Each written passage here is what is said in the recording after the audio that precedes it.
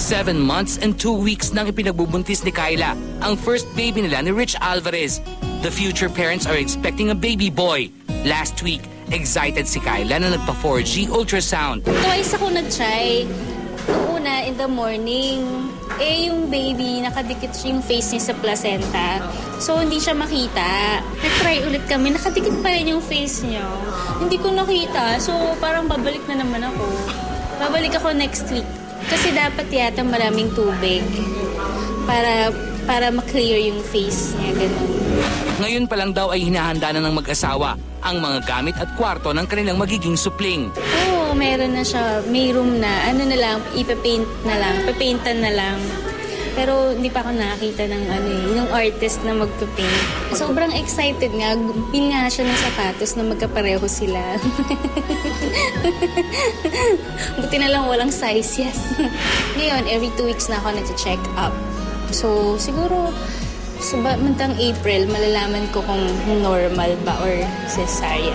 Pero kung ikaw tatanungin, mas anong gusto mo? Siyempre, gusto ko yung natural para at least, kasi sabi nila pag normal delivery, makakalakad ka kaagad. Pag yung CS medyo parang mga 1 week. Oo, ayun. As a first-time mom, humihingi daw si Kyla ng tips sa kanyang mga kasamahan. Partikular na sa mga mommies na rin na sina Regine at Jaya. Humingi ako ng mga tips. Alam mo yun, paghabang kasi dala-dala mo yung baby, di ba may mga nararamdaman ka, gano'n. Tapos mga tips about kung ano dapat bilhin for the baby. Kasi syempre ako ngayon sobrang excited. Lahat ng makita ko parang gusto kong bilhin. Sinasabi nila sa akin, hinay-hinay lang. Last Thursday, isang baby shower ang inihanda ng Asia songbird Regine Velasquez Alcacid para sa kanyang kaibigan at inaanak sa kasal na si Kyla.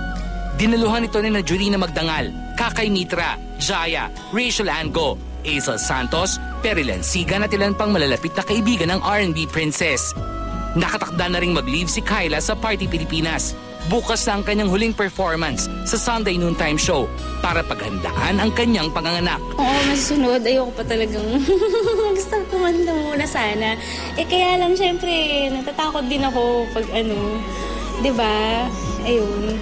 Parang okay lang din. Sabi nga niya, it's time for you to reflect, for me to reflect din. Diba? Parang it's time for myself. Ito na muna, time off ng sandaling lang. Kaya may countdown kami. 50 plus days, yan. And countdown namin, so everyday. Uy, palapit na palapit. Mabilis lang yun eh.